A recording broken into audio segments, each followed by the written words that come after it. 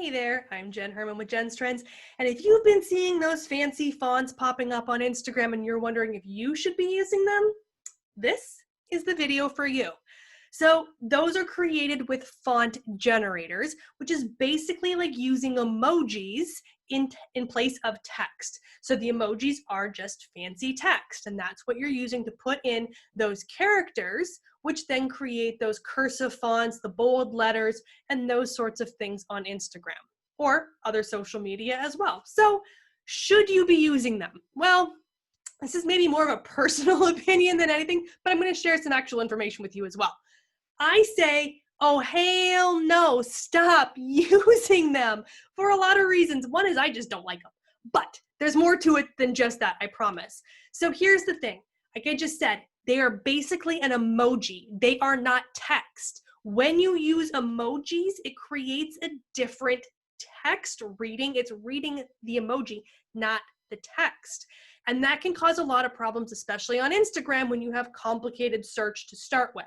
So if you're using a font generator to create those unique fonts, those aren't searchable, which means you definitely do not want those in your name field on Instagram, because the only searchable areas on Instagram are the name and the username.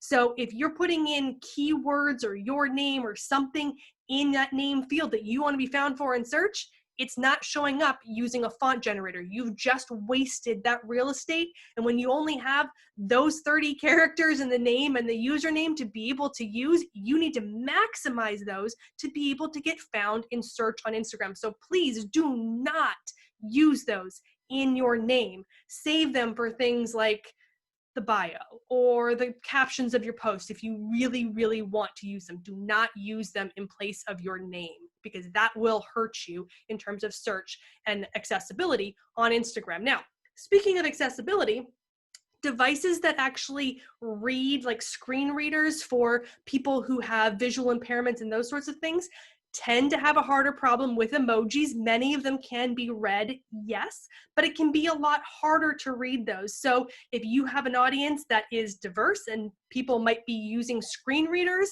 you probably want to avoid using those fancy fonts, because it's going to make it harder for the screen readers to capture what's going in that content. Now, additionally, a lot of those font generators are designed for perhaps iOS, because that's what everything is always designed for. And those of us on Android may not see the text or font in the same way, or even older devices may not be able to read and recognize those newer fonts as they're set up on those devices. So if you're doing that, you're possibly alienating half of your audience or more, depending on whether or not they can actually see or read those characters, which are essentially emojis. So again, very limiting in that capacity. And finally, why I don't like them, some of them are just plain hard to read. When you're reading on a small mobile device and you're scrolling through, there's a reason they use a sans serif font, which means it doesn't have the curly cues, it's sans serif, because it's easier to read. And when you start adding in these curly cues and cursives and calligraphies and these funky fonts, it makes it really hard to read. And on Instagram, where people are already looking at photos and videos more so than reading text, if you make it harder for them to read the text, they are less likely to read the text. And that is a bad thing. We want them clicking that ... more to open that caption and give positive rankings algorithmically, read our captions, see our calls to action, and all of that. If you're using these font generators and it's hard to read, people are more likely to scroll past and not take those positive interactions. So again, they could be hurting you in terms of your content on Instagram. Now, I'm not saying don't try them. Go for it. Mix them in on occasion. Use it to pull out a certain word or two in your captions. If your bio, if you really want to put them in there, try it. See if it works for you. Maybe it does. But I really want you to go in there with a big word of caution if you are going to try them, and be wary of the negative impacts they could have on your account.